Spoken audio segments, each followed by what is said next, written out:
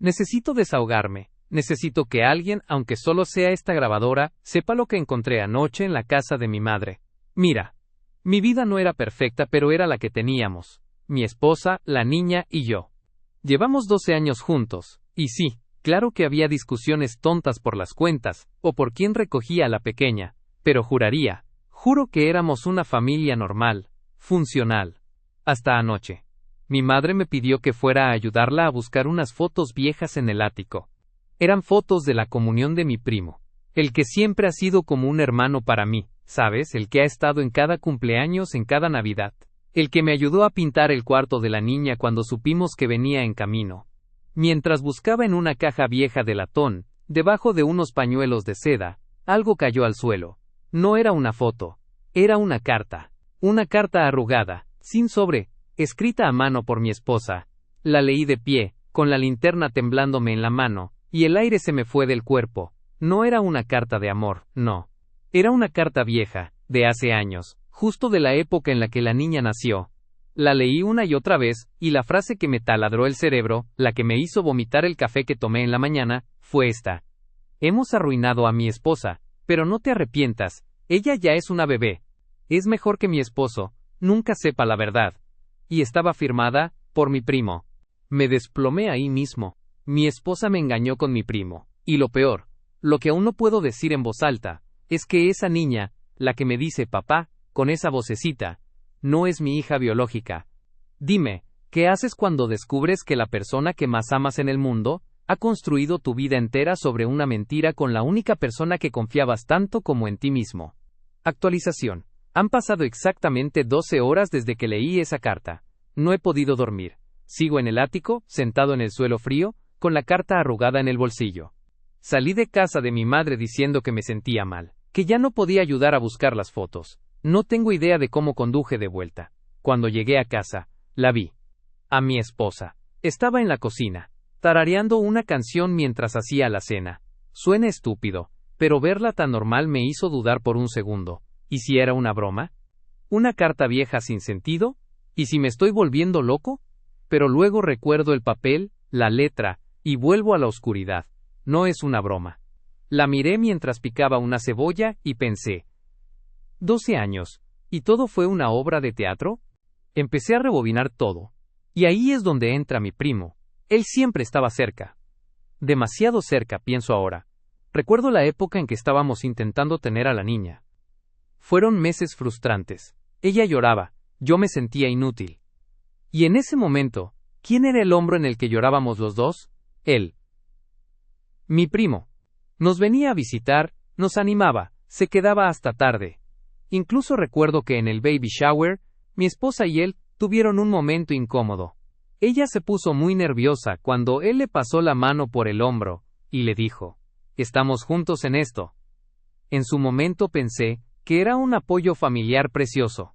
Ahora me suena a código. Lo peor es la niña, me la quedé viendo mientras dormía. Tiene 8 años.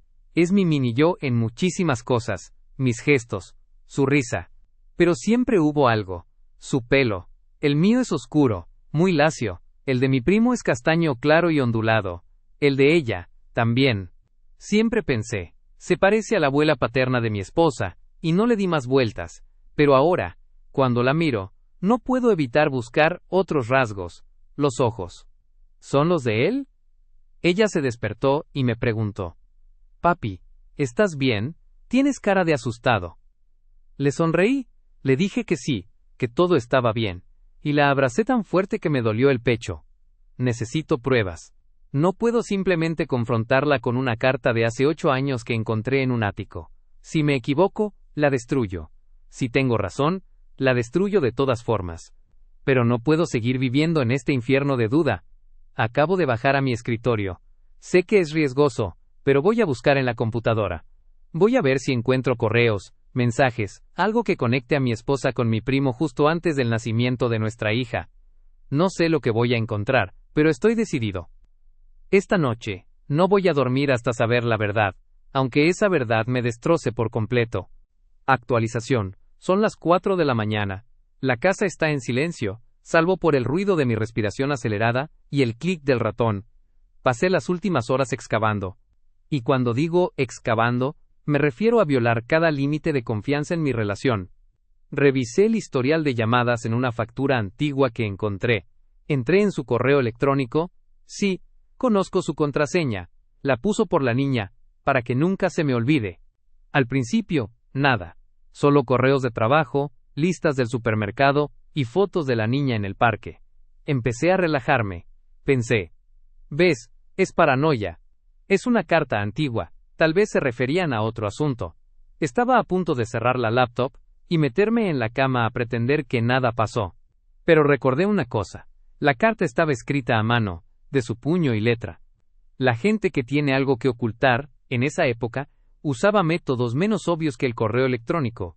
Así que cambié mi enfoque. Fui al lugar donde guardamos las cosas importantes, la caja fuerte, esa que compramos juntos el día que nos casamos. Dentro, además de los pasaportes y los certificados de nacimiento, había un viejo celular de tapa, uno que mi esposa había usado justo antes de que naciera la niña. Lo guardó como si fuera una reliquia. Lo encendí con mis manos temblando tanto que casi lo tiro. La batería estaba casi muerta, pero tenía una carga. Y ahí estaba. No había miles de mensajes, solo una cadena de texto recurrente con un número que no tenía nombre, solo un emoji de un ancla, porque mi primo ama navegar. Los mensajes eran de hace 8 años y medio. Leí el historial completo en unos 10 minutos, que se sintieron como una eternidad congelada. No hablaban de amor pasional, sino de secretos, culpa y logística. Ella. No puedo seguir con esta mentira. Él está tan emocionado. Él, mi primo. Cálmate. Es lo que acordamos. Recuerda que es mejor para ella si crecen sabiendo quién es su padre oficial. Ella. Pero es que cada vez que lo veo ilusionado con la ecografía, siento que me voy a romper. Él. Sé fuerte. Lo haremos funcionar. De la manera que sea.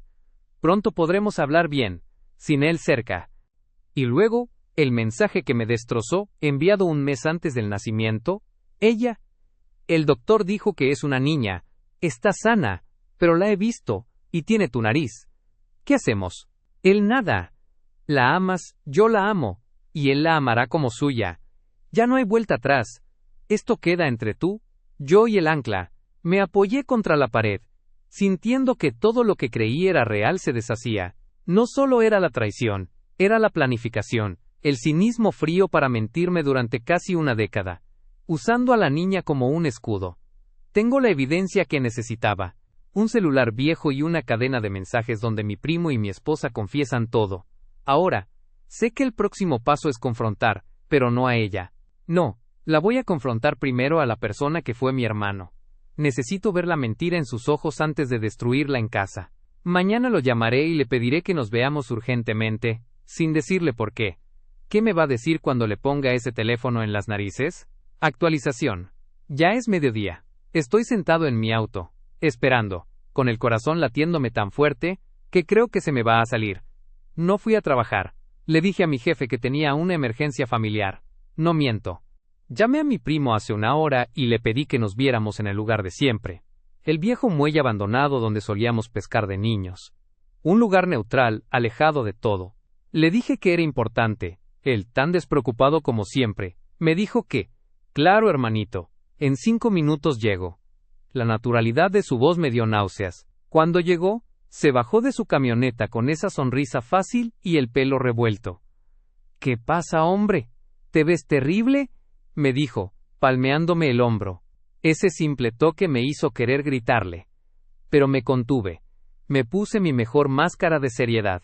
Siéntate, le dije, señalando una de las viejas vigas de madera. Necesito hablar contigo de algo que encontré. La sonrisa se le desvaneció un poco, pero intentó disimular. Se sentó. Yo me quedé de pie, y ese pequeño detalle de poder le quitó un poco de fuerza al momento. ¿Es por la niña? ¿Por tu trabajo? Sabes que lo que sea que necesites. Empezó. Es por una carta, lo interrumpí, sin rodeos. Le saqué el celular de tapa viejo del bolsillo, el que encontré en la caja fuerte, y se lo puse en las manos. Estaba abierto en la cadena de mensajes, justo en la parte donde mencionan la nariz de la niña. Y por esto. Lo vi leer. Le tomó solo unos segundos. La sangre se le fue de la cara de una manera que nunca había presenciado. Sus ojos, que siempre han sido de un azul brillante y confiado, se quedaron completamente vacíos, mirando la pantalla. Intentó hablar, pero solo le salió un gemido. Mira, tartamudeó. No. No digas nada aún, solo dime una cosa, mirándome a los ojos. Mi voz salió ronca, pero firme. ¿Desde cuándo? ¿Y cómo pudiste? Sabiendo lo que ella significa para mí. Él cerró los ojos un momento, como si estuviera rezando. Cuando los abrió, había una mezcla horrible de culpa y miedo. Pasó hace mucho tiempo. Fue una noche de debilidad, cuando ustedes estaban peleando mucho. Y luego, la cosa se complicó. Pero tienes que entender, amigo, que yo la amo. ¿A la niña? La amo. Ella no es tu amiga, es mi esposa. Y la niña es mi hija, grité, y el eco en el muelle fue ensordecedor. Por primera vez, perdí el control. Me acerqué, tomándolo por el cuello de la camisa. Lo sacudí, y él no se resistió. Tú me ayudaste a construir la cuna, me enseñaste a cambiar pañales. Éramos una familia. ¿Cómo te atreviste a mirar a mi hija, la que te daba un abrazo y te llamaba tío, sabiendo la verdad? Él me miró con desesperación. Lo sé. Soy una basura. Pero no queríamos hacerte daño. Te mereces la verdad. Pero teníamos miedo de que la alejaras de... ¿De quién? ¿De su padre biológico? Mi voz fue un susurro venenoso. Lo solté, sintiendo un asco profundo. Olvídalo. No me importa lo que digas. Me di la vuelta y caminé hacia mi auto. Dejé el celular en el asiento del pasajero. Mi primo gritó mi nombre. ¡Espera! Ella no sabe que yo sé que tú lo sabes. No le digas aún que me lo dijiste. Por favor. Lo ignoré. Abrí la puerta del coche, y antes de subir, tomé una decisión. No iba a volver a casa a hablar. Iba a terminar esto en un solo golpe. Necesitaba que ella lo viera con sus propios ojos. Llamé al teléfono de mi esposa. Me contestó contenta. Le dije, necesito que vengas ahora mismo al muelle. Tu primo está aquí. Necesitamos hablar los tres, sobre la carta. Y colgué. En 5 minutos el infierno va a explotar. Actualización. Sigo en el muelle. Hace apenas 5 minutos que mi esposa llegó. 5 minutos que se sienten como el resto de mi vida. Ella llegó en su coche, agitada, y apenas se bajó, me vio a mí, de pie, en silencio, y a mi primo, con la cabeza gacha, a unos metros. Sus ojos se fijaron en el celular que yo tenía en la mano, y supo que se acabó el juego. La vi volverse ceniza. ¿De qué carta hablas, mi amor? Intentó preguntar, con una voz temblorosa, desesperada. Intentó acercarse, pero yo di un paso atrás. No me llames así, dije, y mi voz era plana, muerta. No más mentiras. Le lancé el celular a los pies, rebotando en la grava. Levántalo, léelo. Es tu correspondencia con tu amante, con mi primo. Léelo en voz alta, para que ambos escuchemos el guión que siguieron para arruinarme la vida. Ella no pudo. Se dejó caer de rodillas, con las manos cubriéndose la cara, llorando en silencio. Lo siento. No quería que te enteraras así. ¿Y cómo querías que me enterara? Cuando la niña cumpliera 18 años y preguntara por qué es la única de la familia con el pelo ondulado, grité, sintiendo la rabia hervirme en el estómago. Mi primo dio un paso hacia ella queriendo consolarla. No la toques, le ordené interponiéndome entre ellos. Mi primo me dijo que tú lo habías confrontado ya, susurró mi esposa. Sí, y él ya me confirmó todo, dije volviéndome hacia él. Y no solo el engaño, también la paternidad. Confesó que la niña no es mía. Mi esposa se levantó de golpe, con los ojos llenos de terror. No, mi esposo, por favor no la metas a ella, es tu hija. ¡No! La verdad, mi esposa, la verdad. La agarré suavemente por los hombros, forzándola a mirarme, y entonces, todo salió. Ella rompió a llorar incontrolablemente y asintió. Sí, es de él, dijo entre sollozos, y ese, sí, fue una navaja fría atravesándome el alma. Pasó una noche. Una sola noche. Yo estaba mal, tú estabas distante, y él estaba ahí. Me prometió que no diría nada. Cuando supimos que estaba embarazada, hicimos cálculos. Dijimos que era mejor criarla en el amor que en el escándalo. Pensé que con el tiempo lo olvidarías, que sería nuestra hija de todas formas. El dolor era tan físico que sentí que el corazón se me iba a parar. ¿Olvidarlo? Me reí, una risa seca y miserable. Me has robado 8 años de paternidad real. Me has usado como fachada. Mi esposa. ¿Y tú? Miré a mi primo, que seguía en silencio, cabizbajo. Me hiciste cómplice sin saberlo. Yo quería ser un buen padre. Mi esposo. Tú eres un buen padre, por eso no dije nada, dijo mi primo, levantando la vista. Ya no eres mi primo. Ya no eres nada. Le escupí. Y tú, mi esposa. Tienes hasta que vuelva esta noche para empacar tus cosas. Quiero la casa vacía. Te puedes llevar lo que quieras, pero a la niña se queda aquí conmigo. Tendremos que resolver esto legalmente, pero te lo advierto. Si intentas llevártela, si intentas decirme que no tengo derechos, voy a usar estas pruebas para mostrar qué clase de madre encubrió un secreto así durante una década. Mi esposa se quedó muda, suplicándome con los ojos. Yo me di la vuelta, subí al coche y arranqué sin mirar atrás, dejándolos solos en ese muelle. La decisión está tomada. La vida que teníamos ya no existe. Actualización. Ya es de noche. Estoy de vuelta en casa. Está vacía. Mi esposa se fue, y se llevó muy pocas cosas. Una maleta, y las fotos de ella con la niña. Los pasaportes siguen aquí, y la niña está durmiendo en su cama. La miré por un buen rato. El pelo ondulado, el lunar pequeño que tiene junto a la oreja, el mismo que tiene mi primo. El mismo que yo nunca noté hasta que fue demasiado tarde. Pero cuando se movió y me llamó en sueños, con un murmullo suave. Papi, quédate. Algo dentro de mí se rompió. Pero no de dolor, sino de una nueva clase de resolución. La verdad es que no me importa si el ADN dice que tiene el pelo de mi primo o los ojos de un desconocido. Yo estuve ahí. Yo la abracé a las 3 de la mañana. Yo fui quien le enseñó a andar en bicicleta. Yo soy el que va a sus recitales de la escuela. Yo soy su padre. Pero el problema no es la niña. El problema es que descubrí que no solo soy un padre engañado, sino un personaje en la vida de otra gente. Mientras recogía las últimas cosas de mi esposa, encontré un papelito doblado en el bolsillo de una chaqueta que dejó. No era de ella. Era de mi primo. Era una nota de hace unos meses, reciente. Decía solo 2 frases. Nos estamos alejando. Tienes que ser discreta. Él se está volviendo demasiado sospechoso y no podemos arriesgarnos a perder nuestra inversión. Inversión. No decía nuestra hija, decía nuestra inversión.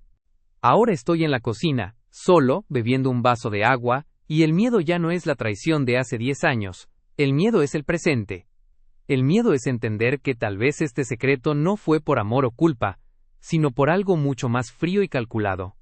Me pregunto, ¿qué tipo de inversión es mi hija para ellos? ¿Y qué van a hacer para recuperarla ahora que el padre oficial sabe la verdad?